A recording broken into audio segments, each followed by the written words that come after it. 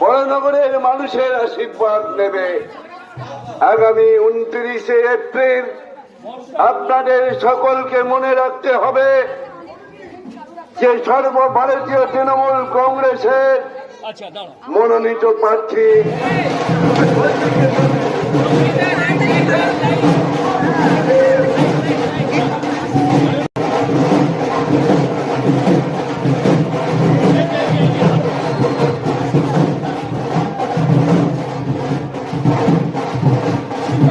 আমাকে জয়যুক্ত করুন, জোড়া ফুলে ভোট দিন, মমতা বন্দ্যোপাধ্যায়ের পাশে থাকুন। আমি একটাই কথা বলবো যে আমি 1.5 বছর মাত্র পেয়েছি সুযোগ কাজ করার বিধায়ক হিসেবে। তার মধ্যে যতটা কাজ সম্ভব আমি করেছি।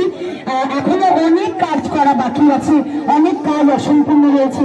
সেই কাজগুলো আমরা সকলে মিলে যাতে শেষ করতে পারি, সেই জন্য আপনারা উন্নয়নের স্বার্থে ভোট দিন, মমতা বন্দ্যোপাধ্যায়ের পক্ষে ভোট দিন, জোড়া ফুলে ভোট দিন, আশীর্বাদ করুন।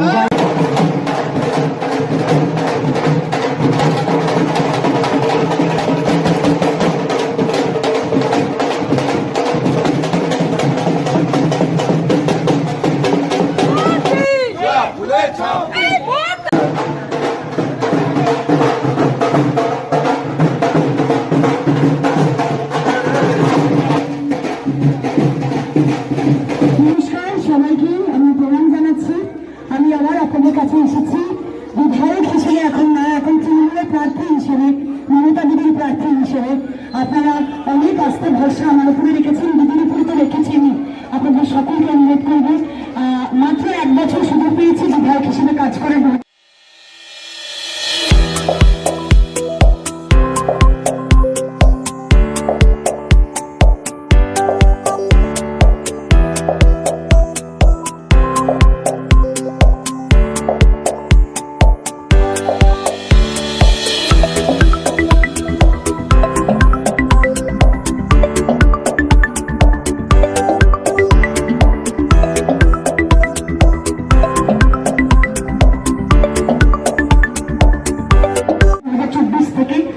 আগামী 26শে বিধানসভা নির্বাচনে আপনারা সব দয়া করে জোড়া ফুলে ভোট দিয়ে মমতা যেন থাকতে পারি, সেইটা দেখো। সবাইকে বলি জোড়া ফুলে ভোট দিতে। সবাই এসে অনেক কথা বলবে।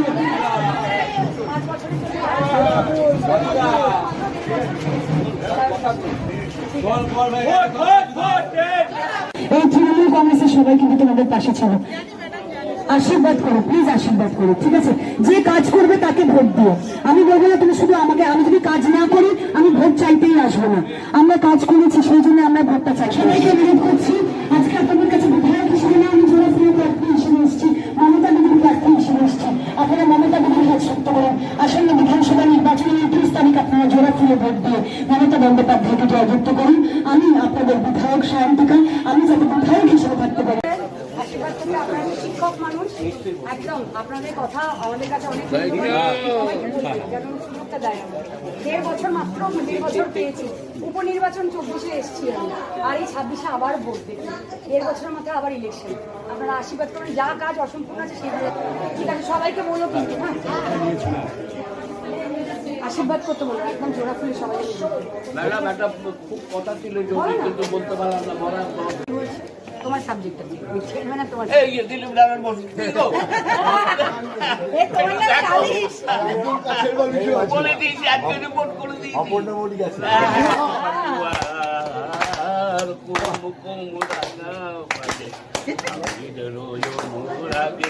রাঙাবো তোমারি রাঙাবো তোমারি তনু ও গো বধুয়ারে।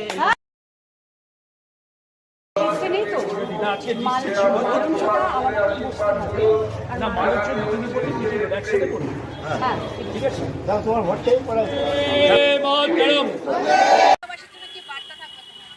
এই এলাকাবাসীর জন্য এইটুকুই বার্তা থাকবে, কৃতজ্ঞতা থাকবে তাদের প্রতি যে তারা আমাকে নির্বাচিত করেছিল 2024-এ এবং অবশ্যই আগাম তাদের আশীর্বাদ আমি চেয়ে নিলাম 2026-এ আসন্ন বিধানসভা নির্বাচনে তারা যাতে আমাকে তাদের পাশেই থাকতে মানে পারমিশন দেয়, তারা যেন আশীর্বাদ করে যাতে আরও কাজ আমি করতে পারি।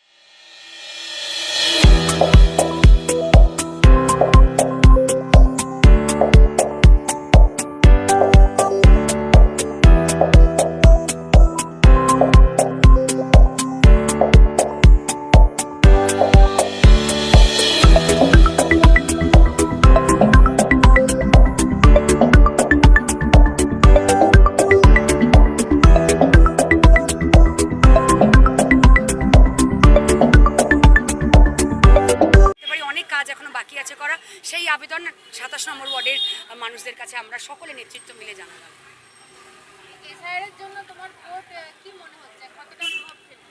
ভোটের জন্য এসআইআর কি হবে? মানুষের উপরে প্রভাব ফেলেছে এসআইআর। বৈধ ভোটারদের নাম কেটে দিয়েছে এসআইআরে। আমার নাম সায়ন্তিকা ব্যানার্জি, হয়তো বন্দ্যোপাধ্যায় লেখা আছে, আমার নামটা অ্যাডজুডিকেশনে দিয়ে দিয়েছে। ভোটের রাজনীতি আমরা করি না, আমরা মানুষের পাশে থেকে মানুষ নীতি করি। মমতা বন্দ্যোপাধ্যায় মানুষ নীতি করেন, তো মানুষের কতটা অসুবিধের মধ্যে তারা কতটা হেনস্থা হয়েছে সেইটা তোমরা মানুষকে জিজ্ঞাসা করো। যে বাবার নাম ঠিক থাকাতেও 2002-এর ভোটার লিস্টে, নিজের নাম ঠিক থাকাতেও 2002-এর ভোটার লিস্টে তার নাম অ্যাডজুডিকেশনে করে দিয়েছে, মানে ঝুলছে, ত্রিশঙ্কুতে ঝুলছে। সে জানে না যে আগামী 26-এর নির্বাচনে তারা ভোট দিতে পারবে কিনা। তো এটা তো মানুষের গণতান্ত্রিক অধিকারটা কেড়ে নেওয়া হয়েছে। কংগ্রেস ভোটারদের নাম তুলতো আর তারা কাটছে, বিজেপি ভোটারদের নিয়ন্ত্রণ করছে। হ্যাঁ একদমই তাই, তারা ভোটার নিয়ন্ত্রণ করছে। মমতা বন্দ্যোপাধ্যায় তৃণমূল কংগ্রেস মানুষের পাশে থেকে তার দলমত নির্বিশেষে মানুষের নাম তোলার চেষ্টা করছে, আর তারা নিয়ন্ত্রণ করার চেষ্টা, বিজেপি নিয়ন্ত্রণ করার চেষ্টা করছে ভোটারদের। Thank you. ছিলেন দেখেছেনই তো, মানুষ ঘর ঘর থেকে বেরিয়ে এসে শান্তিকাকে আশীর্বাদ করছে। সুতরাং এতেই প্রমাণ করে যে বাংলার মানুষ যেমন চায় মমতা বন্দ্যোপাধ্যায়কে আবার, তেমনি বরানগরের মানুষও।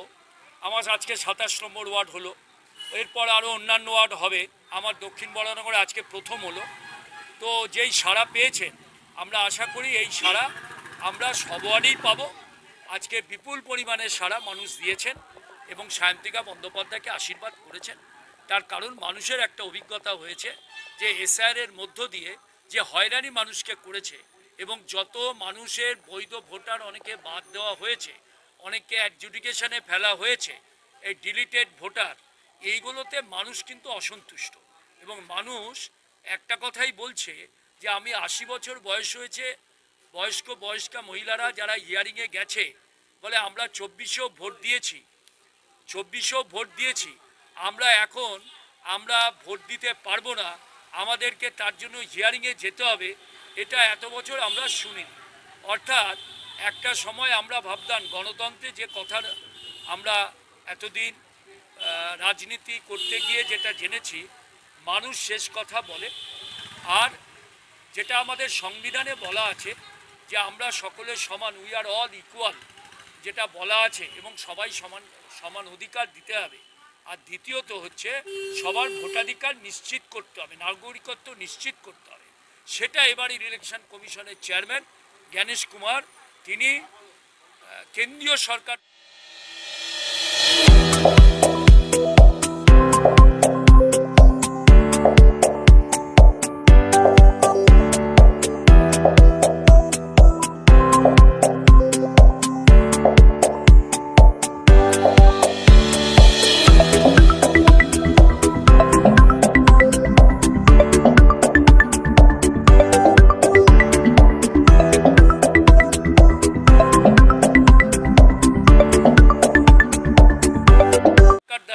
অত্যাচারিত হয়ে যেভাবেই হোক সেই অধিকার কেড়ে নিতে চাইছে।